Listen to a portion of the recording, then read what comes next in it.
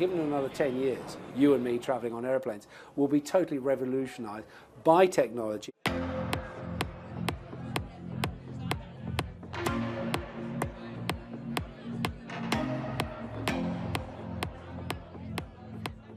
Hello and welcome to this edition of The Agenda.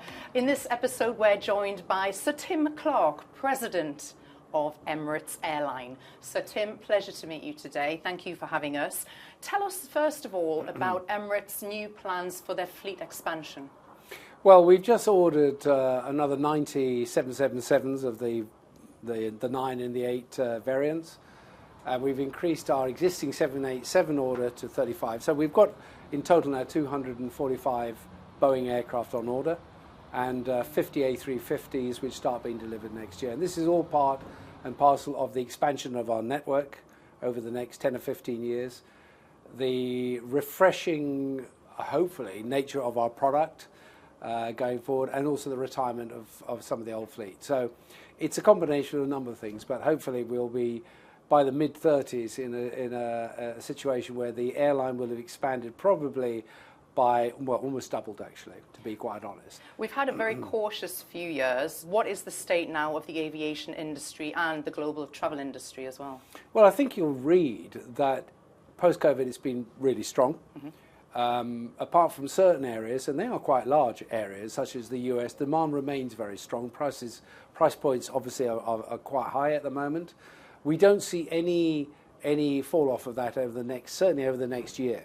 But it's anybody's guess. You know, I've been in this business an awful long time, and it comes and goes. And you manage the rough with the smooth and do what you have to do. So far so good. The Middle East is really potent now in terms of economic activity. A lot of inward investment, a lot of wealth generation going on. In Saudi Arabia, of course, and in the states around. Do you think the geopolitical events that are taking place around the region are going to impact travel? Look, again, when I look back in the 38 years that Emirates has been flying, we started in the middle of the Iraq-Iran war. We've seen two other great wars on our doorstep. So it's been, but we've nevertheless, the model has been scaled, operationalized, irrespective of what has gone on. Now, what's going on at the moment is grim. Yeah. I'll be the first to admit that, and of course everybody else no doubt would agree.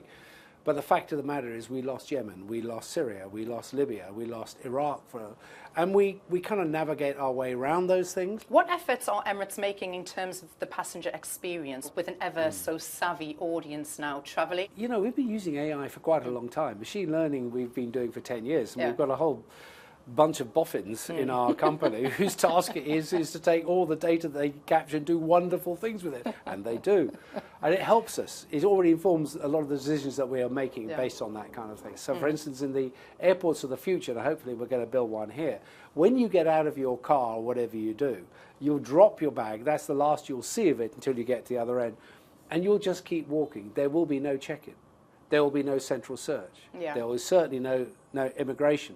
So imagine the delight. And this is all driven by technology, which we can do today, but we haven't scaled it at pace. Sustainability is core to Emirates. You know, how are you making efforts to reduce carbon emissions?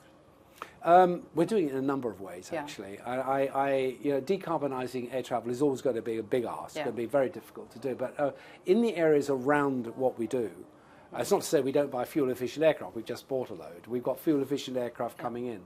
But, you know, in certain areas, it's just not going to cut it. We're a long way off from getting aircraft that will fly on zero-emission fuel.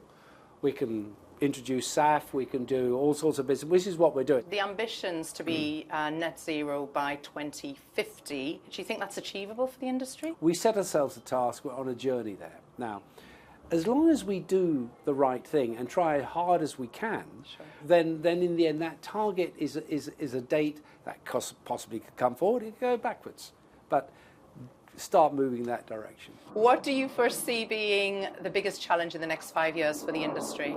Well, let me just say for Emirates, it's our inability to expand at the pace that we would like to. This industry is here to stay.